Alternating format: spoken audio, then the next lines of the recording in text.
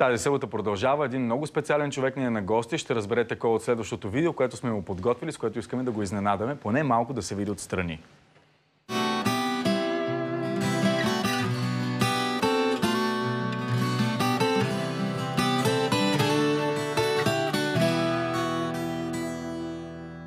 Празна стая с отворена врата.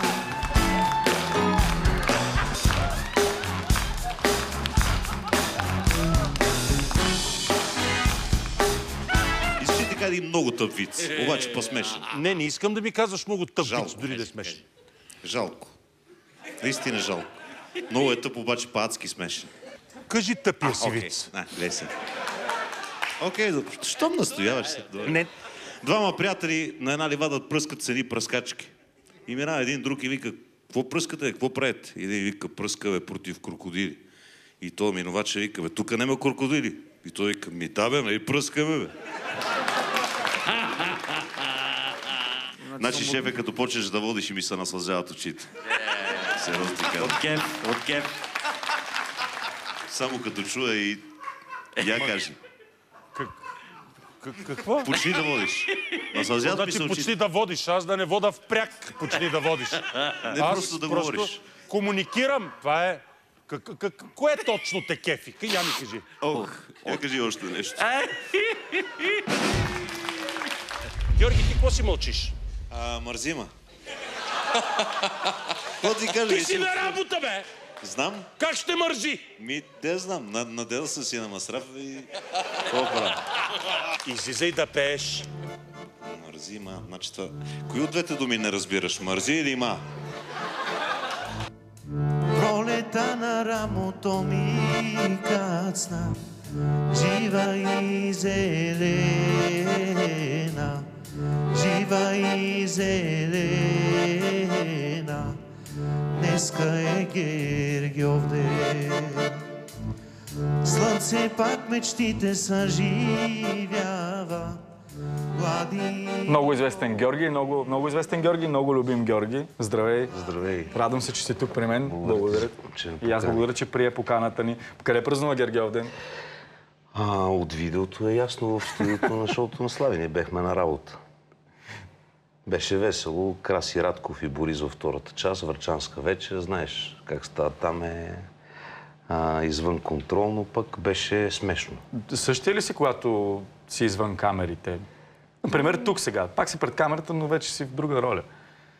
Същия ли си? Не мисля, просто защото ние това работим. Всички си мислят, че и много често са ме питали, имам ли нещо против Слави или той да има нещо против мен. Не, това е просто шоу. То е интересното в отношенията ни по време на импровизация. Всъщност, напоследък за мен това е предизвикателство, защото всяка вечер трябва да правиш нещо, с което си забавена. След като и на мене ми е смешно, и на колегите им е смешно, значи по някакъв начин след 14 години все още успяваме по някакъв начин. Но дай се личи, че ви е забавно понякога. Мен пък, например, любими моменти, когато всички заедно с актьорите, и то когато са в роля, продължават да се смеят за нещо, което и вие понякога само си знаете, но...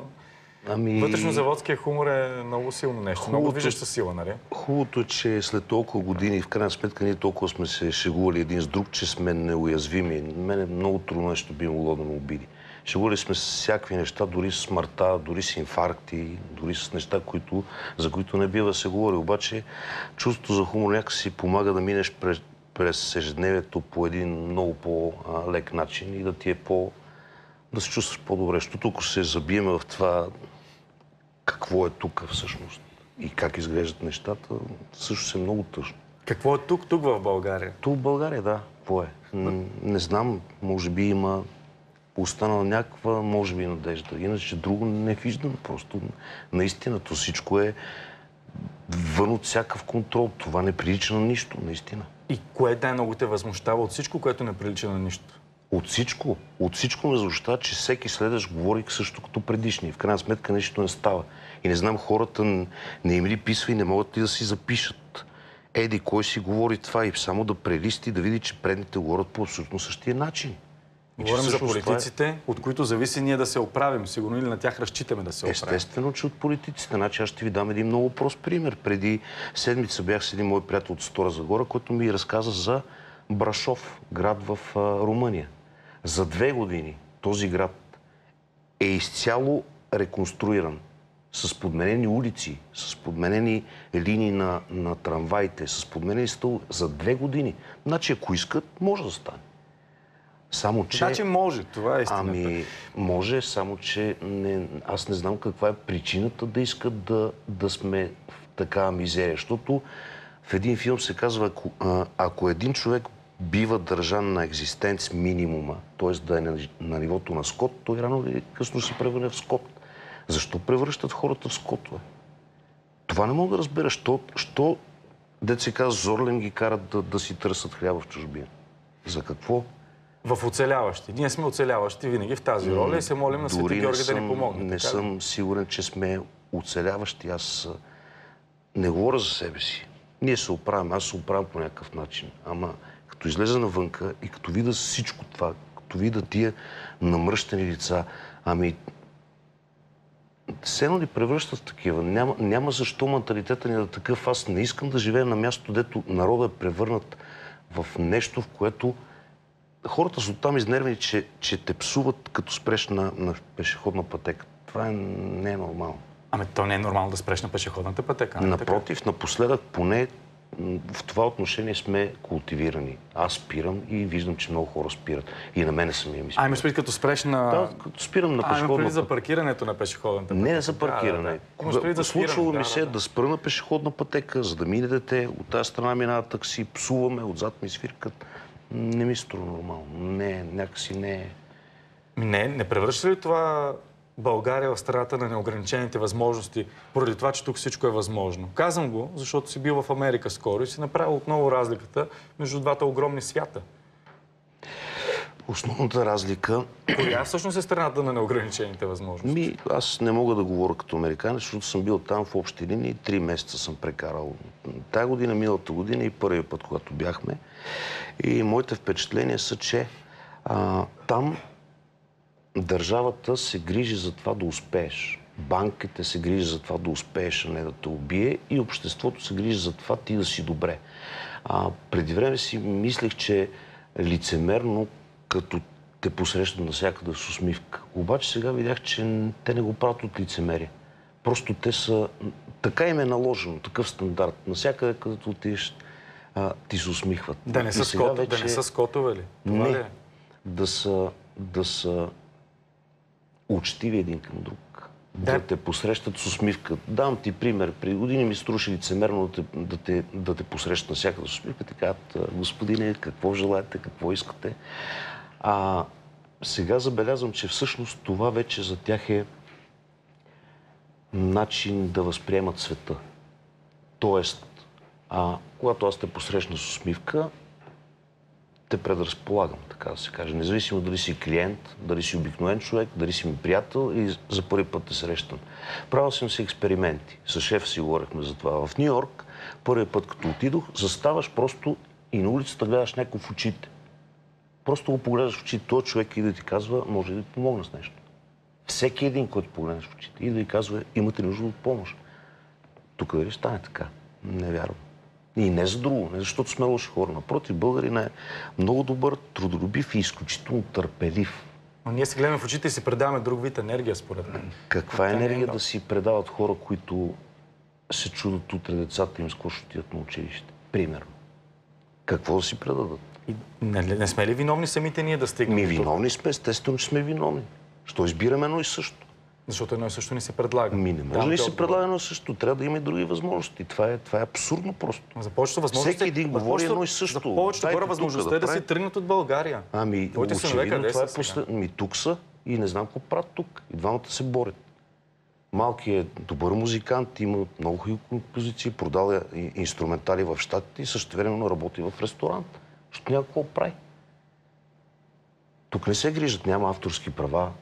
Интелектуалният труд е под всякаква критика. И тогава няма да питам какво ще кажеш на младите, които в момента те гледат и искат да заминат от България. Било то и лекари. Какво казваш синовете си? Какво им казваш? Какво да им кажа на младите? Казвам, че техен избор. И какво им кажеш, че Америка не е хубаво, не ходете там? Напротив, не мога да ми кажа такова нещо, защото аз не успели хора там не виждам. Българите в Америка как са сега? Ами, за разлика от миналата година, тази година бяхме с Грахич и с Иво Молов и на повечето, на 80% от местата живяхме в къщи на наши приятели. Трябва да ти кажа, че всички, няма значение с какво се занимават, дали Кънчо от Сиатъл има пицария или Тони Цеков е консултант, продавач в магазин за обувки, всички живеят добре.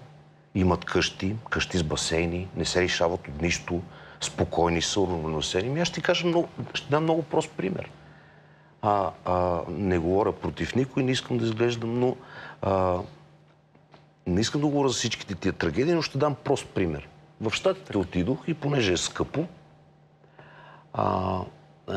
имам преди роуминга, си купих един телефон барабар с апарата и си го предплатих за $50. $50 и говорих в Щатите един месец, с който си искам, колкото искам и пращах СМС и колкото искам и имах интернет.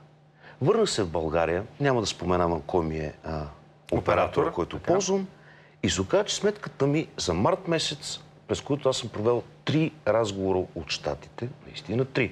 Един с шефа, един с майка ми и един с брат ми.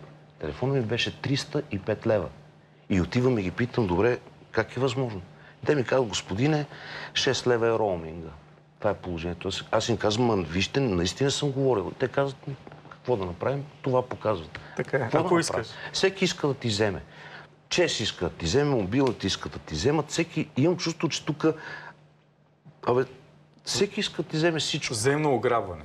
Но това го казваш ти, който за повечето хора ти си един успял човек. Аз не казвам, че не съм успял. Но аз ще се смятам за успял човек, когато има силно развита средна класа. Аз съм заинтересован от това в България да има средна класа. Защото средната класа е двигателя на всичко в една държава. Според мен, така мисля. Тази средна класа е не само убита. Те ни дават си надигнат главата. По никакъв начин. А самата средна класа не може да си вдигне сама главата. Ето това е основният въпрос. Ами не знам, аз това се чуда как може толкова време се търпи едно и също. И идват едни хора, ти говорят едно и също, като предните, и ти кажеш, сега ще стане. Няма да стане.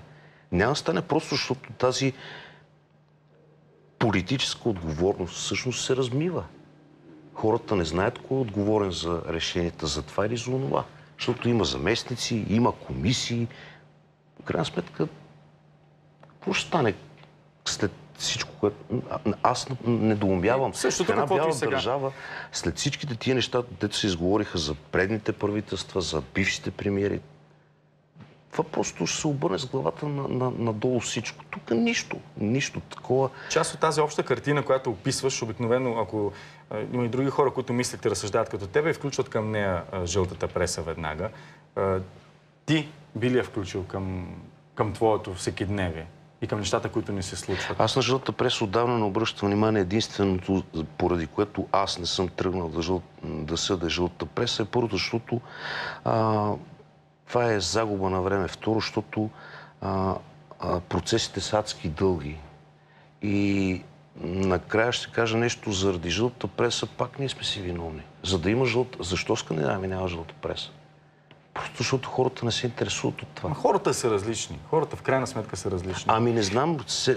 Какво ти прочетоха последно? Ако ти не си чел, какво ти прочетоха последно за теб? Последно ми прочетоха, че съм бил предложил брак на Цветелина Грахич.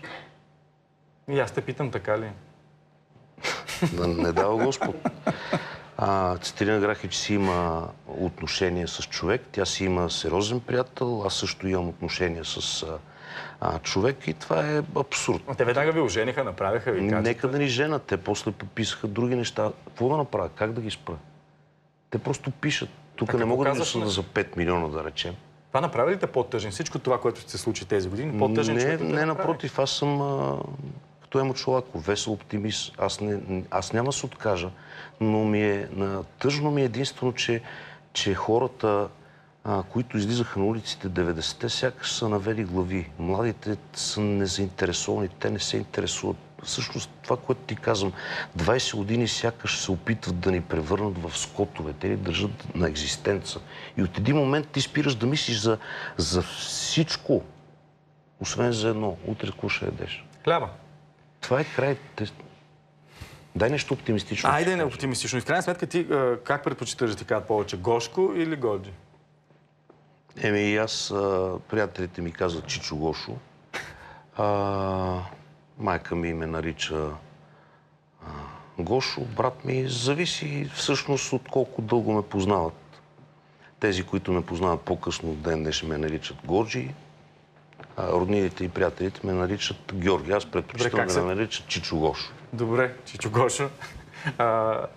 Започнахме с видео, в което разказваш виц. Да. Весел човек ли си? Разказваш ли вицове, което си? Да, весел човек съм и разказвам вицо. Аз всичко, което казах до тук е не за друго, защото ми се иска по някакъв начин наистина да стане нещо, с което тия хора в тази държава се усмихват. Искам да се усмихват. Добре да се усмихваме, което трябва да възпламени хората да се усмихнат. Окей, пука ти за това, което се случва в тази държава. Разбира се, че една такава. Няма такава ако не ми пукаш, аз не ще се върна, честно. Пука ми, защото синовете ми живеят тук. Аз искам някой ден, като се стигна до там, да лежа при баща ми. Не искам да бъда в Америка или където е друго. Лошото, че сякаш ще принуждават, бе. Казват, иди си. Ще ти разкажа един тъп виц. Щом искаш и настояваш. Минавам от тема в тема. На Евровизия, той е парафразиран, парафраза. На Евровизия всички участници и участнички много се притеснявали. Само на Кончита Вурст му древало на дедовия. На Вурста, можем ли така да кажем? Да, може така да се каже. Аз попитах как да го разкажа, ти ми казваш. Да. Но мен пък сега ми хрумва, че може и на Вурста да е дреме, нали така? Добре, ето, ние бяхме първия. Азис имахме и не успяхме да го продуцираме, да отиде там да забие. Честно казвам, аз предпочитам Азис пред Кончита Вурст. Сега Азис няма да е нещо ново. И защо сме такива, че ние винаги се притесняваме от това, което имаме. Вместо да го избутаме напред, какъвто и да е Азис. Ето, знаеш, той бе гостувал немалко пъти шоуто. Той има хубави песни, първо изглежда по-добре, трето е по-атрактивен и прави много по-голямо шоу. Но просто, може би, даже няма да се извинявам, очевидно гей общността се развива в Европа сериозно, защото аз не си го обяснявам по-друго. Всъщност парчето не беше лошо, ако трябва да бъдем честни, но... Малко им притеше на Адел. Да, имаше нещо такова, но сблъсъка между мъжкият или не знам как да го нарека, третия пол, начина по който... Добре, третия пол малко беше в конфликт с визията, странно беше. Ти продължаваш обаче да правиш музика? Да, доколкото... Но пък ми каза в предварителния разговор, че не планираш албуми и всъщност това май вече му мина модата. Прав си. Не, то не му е минала модата, му е минало времето. Всъщност интернет го затри този бизнес. В момента можеш да произведеш дискове или някакви аудионосители само за престиж. В него няма печалби, няма хляб, защото преди години беше калкулация. Произвеждаш продукт, ценообразуваш, продаваш, формираш печалба. Сега вече няма такъв филм. Интернет затри. Всичко в момента е участие и авторски права.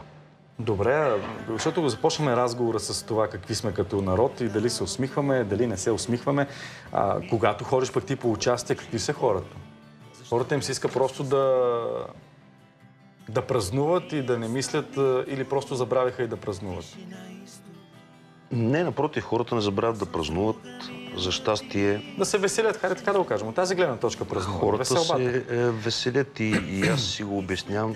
Виж, не може постоянно да мислиш за лошо и не бива постоянно да се мисли за лошо. Има много книги, теории за силата на мислите и така нататък. Аз вярвам, че има нещо такова. Човек трябва да мисли позитивно, трябва да търсиш изход. Проблемът е, че не че народът е лош и не се усмихва, а че го докарва до там да не се усмихва. Искам да е така. Каза за книгите и за мислите и за позитивното мислене. Гледах участието ти пак в това сторил, само че при Лора. Да. И тогава ставаше въпрос за твоята интуиция.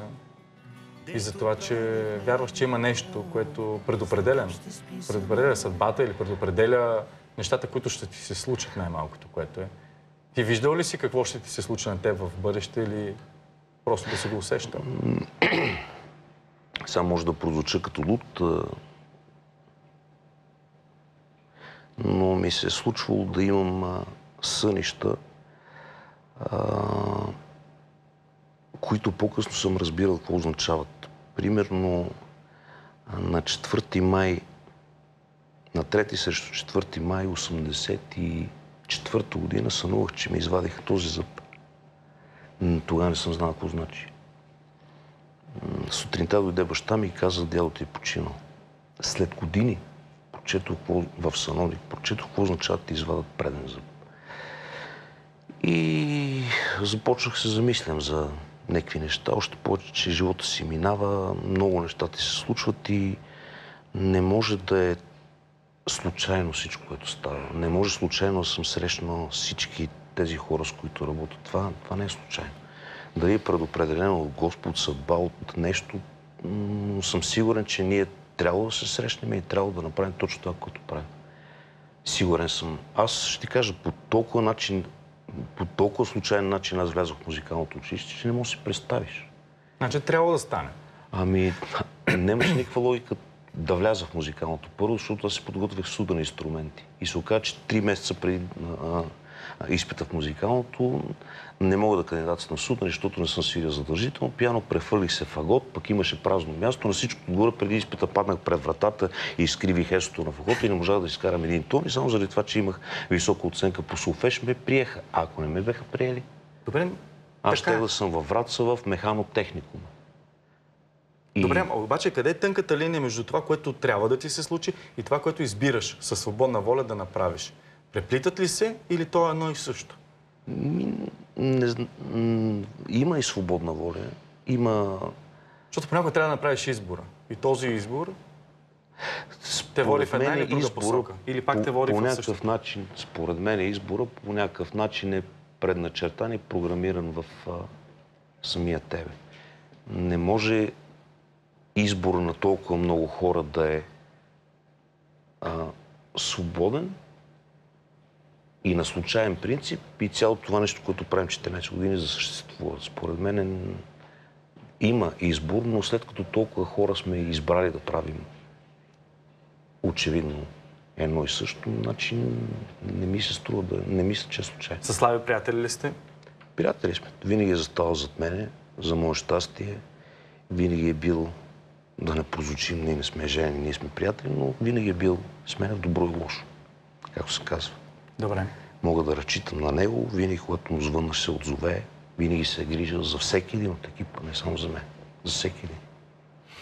Разговор с Георги Милчев Годжи за държавата, ситуацията, в която се намираме, живота, който живеем и за приятелствата.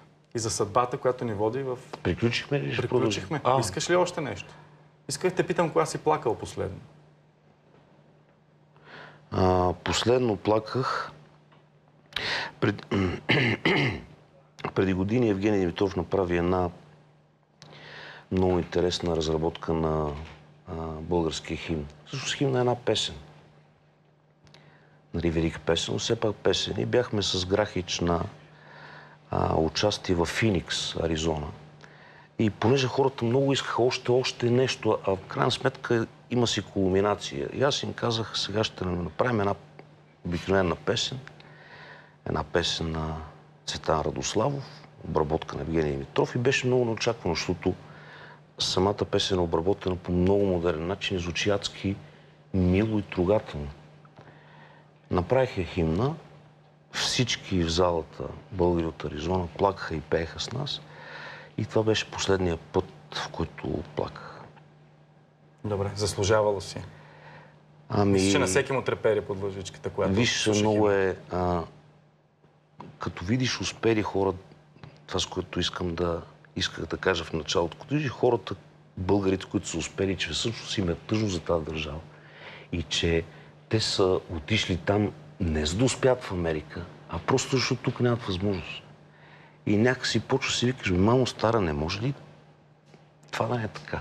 И нещо се случи. Повярвай ми, на българите, които слушат химна в България, също им се плаче.